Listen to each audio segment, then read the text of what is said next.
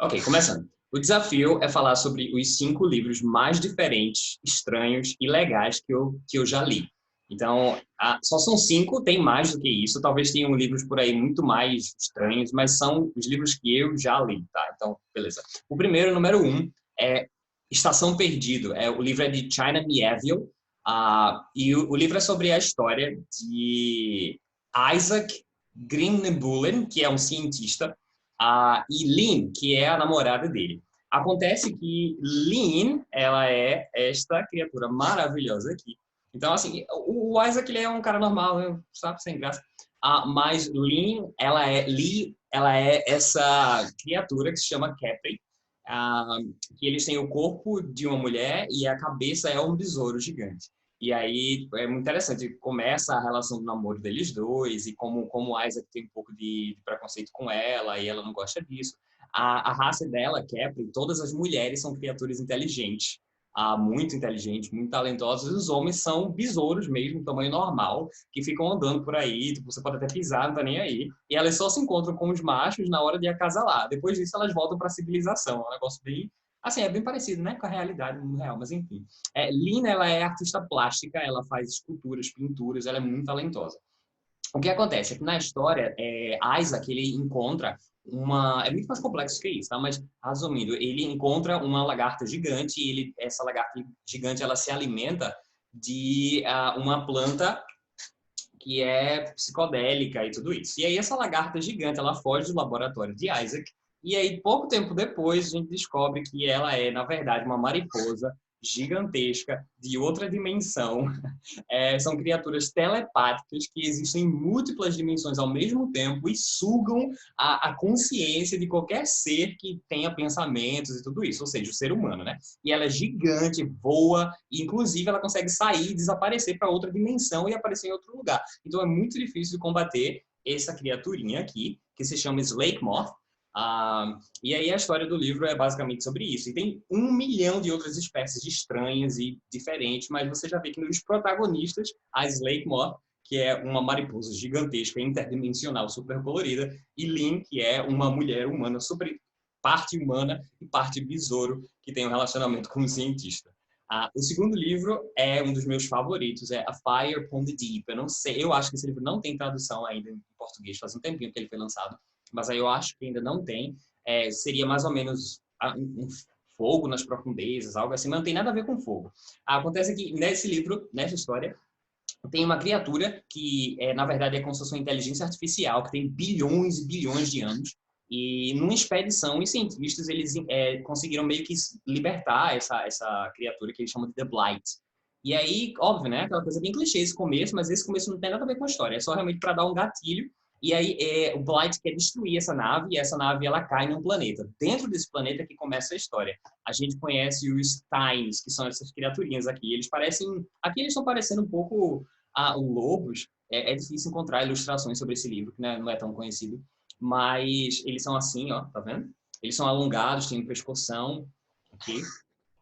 Mas o mais interessante sobre os Steins é que eles são, todos esses 4 lobozinhos aqui, que vocês estão vendo, eles são, na verdade, uma só criatura. É como se Yuri, eu fosse composto de várias outras pessoas, fisicamente, mas, na verdade, compartilhando a mente. É como se fosse um group mind, uma hive mind, uma mente de colmeia e tudo isso. E eles não podem se distanciar muito, porque aí a criatura morre. E é muito interessante que eles mudam de personalidade, às vezes, baseado se você perder um elemento, ele morreu, se você acidentou, e aí outro é incorporado, a personalidade daquele time muda completamente, às vezes, e inclusive eles podem ser considerados como uma nova pessoa, caso 2, 3 elementos morram ou sejam trocados. E aí, na história, é muito louco porque esses cientistas que caíram nesse planeta, eles começam a trabalhar junto com o governo Time, que são vários reinos separados, e uma das coisas que eles querem fazer, meio que os vilões querem fazer, é começar a separar os Times,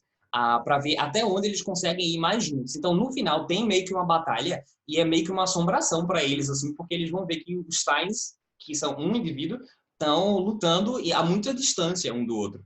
E isso daí é bem estranho. Além disso, dos Times, que eu acho muito fofo, e eles nunca gostariam de ouvir eu dizendo fofos, porque eles são criaturas completamente inteligentes, completamente realizadas enquanto indivíduos, Eles, inclusive, veem o ser humano como algo muito estranho, uma aberração, porque o ser humano é um corpo só, então como é que você, um cérebro só, um corpo só, né? Mas, enfim, tudo isso. Logo em seguida vem o número 3, que é super clássico, super conhecido já, mas não pode deixar de estar nessa lista, que é, assim, um dos livros mais estranhos e legais que eu já li, que é O Imperador Deus de Duna. Eu acho que todo mundo já ouviu falar de Duna, aquele primeiro livro e tudo, com Paul Atreides. E aí, esse daqui, na verdade, é o quarto, é o quinto livro, é um dos últimos. Foi o último que eu li da série, não li os outros. Mas eu fiquei muito impactado com esse livro, principalmente na personalidade do Deus Imperador, que é o Leto Atreides II. Ele basicamente, spoiler já, mas enfim, ele vira um verme gigante do deserto, ele passa nesse processo. E aí o livro já começa com isso, ele tem 3.500 anos, mais ou menos. E ele é uma criatura fascinante. Tudo que ele tem de estranho, olha só como é que ele é. E ele tipo, é super longo, super alto, é um monstro, realmente. Mas ele é uma criatura extremamente sensível, inteligente, sabe? É uma coisa tipo, muito legal. Inclusive, parece com um personagem que eu vou falar depois, de outro livro. Só que acontece que a mente do Deus Imperador, ela é uma mente coletiva. Então, por quê? Porque ele lembra de todo o antepassado genético dele. E o antepassado genético dele é basicamente toda a humanidade que já veio antes. Então, ele tem dentro da memória dele bilhares, trilhões de mentes e pessoas que ele pode acessar como se fosse um arquivo assim, no computador. E aí ele descobre tudo o que aconteceu no passado. E ele é quase um filósofo. Assim. Então, muito do livro são as reminiscências de Leto II pensando, falando. Inclusive, ele cita até personagens do mundo da gente agora, Hitler, Jesus, mas assim, muito pouco, porque senão ficaria brega, né? Mas não é brega, é muito interessante e deve ser com certeza um dos livros mais difíceis de adaptar para o cinema, com certeza. Eu queria ver, tipo, o Duna tá chegando aí, o primeiro, mas eu queria ver um dia o Imperador de Deus, o Imperador Deus de Duna sendo adaptado para o cinema, deve ser outra história. Outro filme que deve ser muito difícil de adaptar para o cinema, mas seria muito legal. E é super estranho quando você começa a ler, depois fica fascinante. Você fica muito, muito, muito apaixonado pela história. É um dos meus livros favoritos, com certeza. Que é The Left Hand of Darkness, a mão esquerda da escuridão. Da minha autora favorita, Ursula K. Le Guin. É um negócio complicado, assim, é meio alemão, meio francês, meio inglês, meio Welsh. Mas é muito legal esse livro porque ele trabalha um pouco essa questão do gênero e da posição do homem e mulher na sociedade. E imagina uma sociedade onde não existissem nem homens nem mulheres, existisse só ser humano. E aí é muito legal, é quase como se fosse um experimento que a autora faz. E aí tem o protagonista, que é Dian Yai. Ele é um diplomata que chega nesse planeta, que é o planeta chamado Inverno, que basicamente a capa está aqui, é muito frio. E aí ele chega nesse planeta para poder meio que fazer com que o planeta entre na associação planetária que eles têm lá, que eles chamam de Acumen, coisa assim. E aí é muito interessante porque ele vai acompanhando essa coisa junto com a gente, esse processo de, meu Deus, aquela pessoa é um homem ou é uma mulher? E ele está o tempo todo, constantemente, tentando fazer com que as pessoas sejam homem ou mulher, e é muito confuso. Por exemplo, ele fala sobre o rei de Karhide, que é um dos reinos que tem nesse livro. E aí a gente começa a pensar junto com ele, normal, a gente vê uma pessoa, ele começa a atribuir características que são meio que masculinas, e ele acha que é o rei de Karhide. E aí depois ele recebe a notícia que o rei e a cidade, e o reino está comemorando, porque o rei de Karhide está grávido. E aí ele vai ver e o rei tá lá com a barriga e tudo, e tá super feliz, porque finalmente o rei vai ter um filho gerado pelo útero dele, pelo ventre dele. Então, o rei tem outros filhos, mas eles não são herdeiros porque eles foram gerados por outras pessoas. Então, o rei fecundou outras pessoas e dessa vez o rei foi fecundado e aí ele está finalmente com um herdeiro legítimo e tudo isso. Além disso, eles têm o que eles chamam de Kemer. Kemer é como se fosse um cio. Então, o ser humano ele tem cio uma vez por mês somente, durante todo o resto do tempo não tem interesse sexual nenhum. A sociedade funciona normalmente. Mas durante o Kemer, o ser humano vai ter vontades sexuais e ele vai atribuir por uma semana, alguns dias, a um gênero específico. Então, por exemplo, mês que vem eu entrei no meu Kemer e aí meu corpo está feminino e aí eu posso gerar uma criança. No outro, o meu corpo tá masculino, então eu vou fazer fecundar alguém. Então, assim, é muito legal porque as famílias, a sociedade não tem essa relação de gênero, é um pensamento foda, incrível, que você realmente sente quando você vai fazer a leitura. Falando assim, nada do que eu estou dizendo dos livros vão ser tão interessantes quanto você realmente lê. Eles são chamados de ambissexual, é esse o termo, ambissexual, porque eles não são assexuados, eles são ambissexual, eles são os dois ao mesmo tempo. E isso é muito interessante, principalmente para Gen Liai, que, claro, né, rola uma historinha de romance aí do meio para o final, mas não é nada brega, e é bem interessante. O último livro é um dos mais estranhos que eu já li, principalmente no que tange a coisa da imagem da história. The Left Hand of Darkness é estranho porque você é forçado a reconceber toda a sua noção de como a sociedade funciona e você percebe que muita coisa que a gente acha que é natural, comum e tal, não é, na verdade é só padrão de gênero.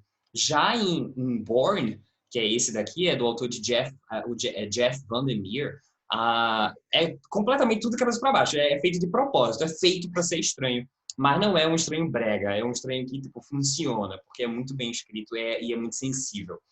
Esse daqui, basicamente, é o protagonista. Esse aqui é a capa. O nome do livro é Born, que é o nome do protagonista. E esse é o protagonista. Ele vou mostrar outra imagem aqui. Ele é basicamente uma criatura que parece uma anêmona do mar, colorida. E ele muda de forma, e ele tem várias bocas, vários olhos. É uma ameba mutante. Só que ele é interessante, tem uma parte do livro que ele pergunta para Rachel. Rachel é a catadora de coisas assim no mundo pós-apocalíptico onde eles vivem, que encontrou ele.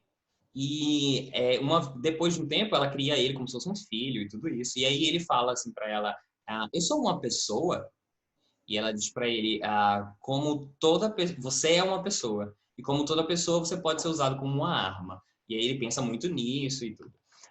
Mas basicamente ele é uma pessoa completamente, sabe, realizada enquanto indivíduo, tirando a questão dele estar o tempo todo pensando e por que eu sou tão diferente e o que eu sou, que merda que eu sou. E aí, além disso, tem meio que o vilãozinho da história, é isso daí, é esse urso que se chama Mord. Ele é um urso normal, como imagina um urso grisalho, só que na verdade ele é gigante, ele é quilométrico, ele dorme nos lugares e aí ele se deita e os prédios caem, assim, os quarteirões desabam, porque ele é um urso gigantesco, criado no laboratório muitos anos atrás. Aí ele é quase imortal e ele voa.